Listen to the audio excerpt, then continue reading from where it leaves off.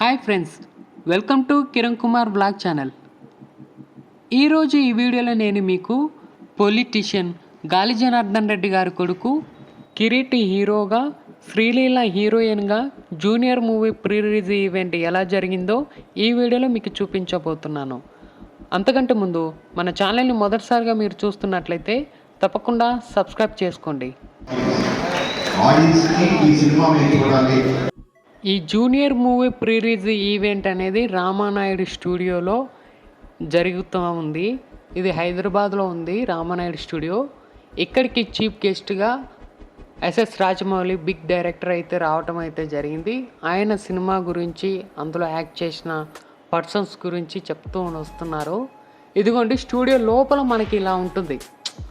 మనం రెగ్యులర్గా మనం చూస్తున్న స్ట్రక్చర్ వేరు, ఈ స్ట్రక్చర్ వేరు. స్టూడియోస్ అనేవి డిఫరెంట్గా ఉంటాయి అన్నమాట. ఎంతమంది జనాలు వచ్చారో మీరు కూడా చూస్తున్నారు.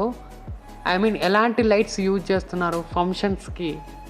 చైర్స్ ఉండి కూడా కూర్చొని చూడకుండా మేము అందరం కూడా చైర్స్ ఎక్కి మనకి ఇష్టమైన యాక్టర్స్ని అయితే చూస్తున్నాము. ఇక్కడ ఏంటంటే మనం హీరోయిన్ శ్రీలీల గారిని చూస్తున్నాము. తనకు ఫస్ట్ హీరోయిన్గా ఆపర్చునిటీగా వచ్చింది కన్నడ నుంచి అని చెబుతూ ఉంది.